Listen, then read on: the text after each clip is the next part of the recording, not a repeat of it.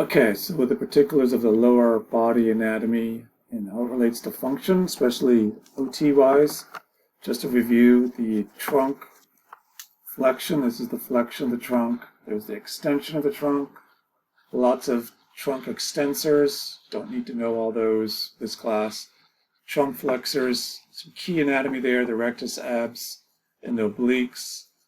Those rectus muscles are also involved in trunk rotation. She's kind of coming towards her left hip there with her elbow rotating back and forth, trunk rotation, with the obliques, transverse abs, rectus abs, internal, external obliques. A lot of functional things that go around with trunk flexion, extension, and then trunk rotation to both sides. Things like making the bed, unloading the dishwasher, stove, washer, dryer, reaching forward.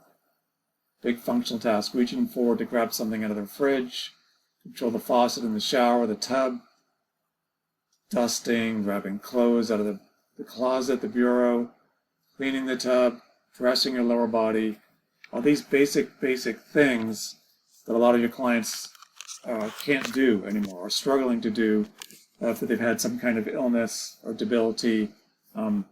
So if they can't do it, a big reason why maybe they can't do it using your powers of movement analysis is weak rectus, weak abs, weak core, weak trunk. So you can assess that, talk to your friends in PT about that, see if that is the issue, the weak link in the chain. Maybe it's the trunk. The reason they can't do these things is because of the trunk, or at least part of the reason. Then you can start doing activities, start doing exercises that work on strengthening this weak link, so you can get it stronger, so they can do the things that are important to them, these kinds of things. Hip flexion and extension, we talked about this before. The hip flexors, the iliacus and the psoas, big psoas, major muscle, all those hip extensors. Use the hip flexion extension just all the time, functionally, getting up. We talked about sit to stand. It's a huge struggle for a lot of people, getting up off the recliner, the toilet, the couch, out of the car, out of a chair. You see here he's flexing his hips and then he's extending them. So that may be the weak link in the chain, that chain of movement of standing up. You can't stand up. Could be lots of things. Could be parts of lots of things. Definitely want to look at the hips. Do they have the range of motion and strength in their hips that they should have to do the things that are important to them? Hip abduction and adduction. This is ab, coming out away from the body with the hips, and then add is just coming back towards the midline.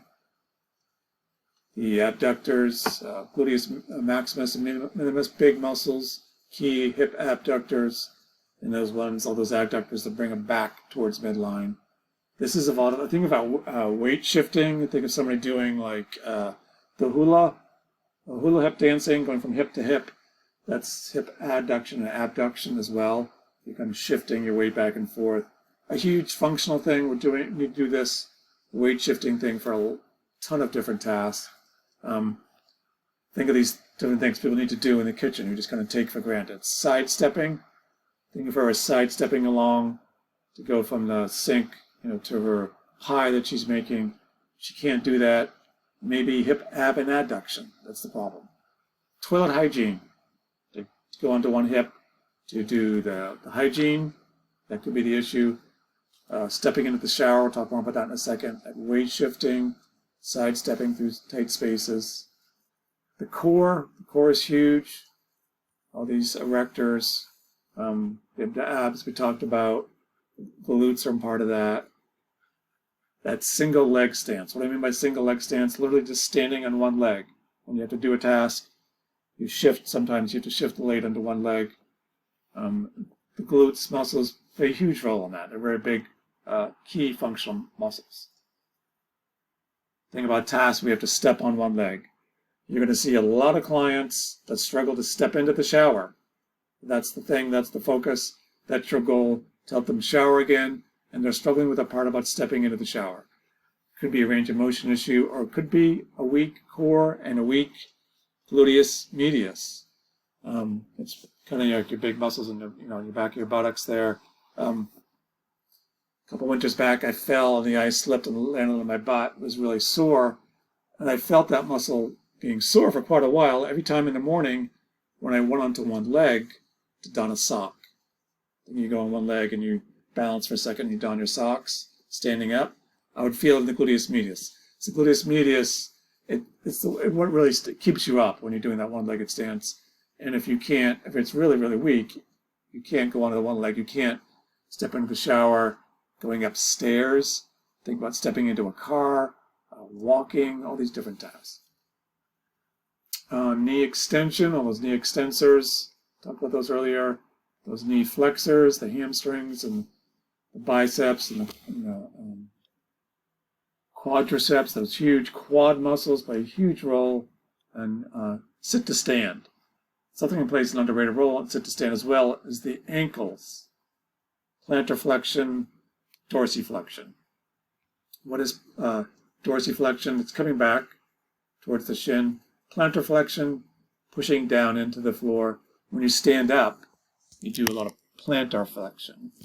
Maybe one way to think of these is you're zipping down the highway. Let's say you're late for class. It's on 95, heading towards that Broadway exit, cruising along, and then you see a state trooper. So as you're cruising along, you're doing plantar flexion. You're really hitting the gas, plantar flexion, pushing it to get to class on time. See the state trooper, and boom, you go into dorsiflexion. Ease off in the gas, so you don't want to get a ticket. So that's plantar dorsiflexion, and they play a big role in standing up. Dorsiflexion, tibialis. You do that, when I do that, dorsiflex, I can feel it popping out. And then when I do the plantar flexion going the other way, planting into the floor, the gastrocs play the role there. And again, they play a big role in standing up. He's dorsiflexing, using the gastrocs to stand up. You see a lot of PTs are doing ankle pumps. Why are they doing those? To work on sit to stand. Again, with stepping in the shower, stepping into things, stepping over obstacles. That's stepping. You have the knee flexion extension, the quads and the hamstrings, and then the gastrocs here and the tibialis. As he's coming back down, we'll use the tibialis. How can you isolate these muscles just to make it a little more simpler?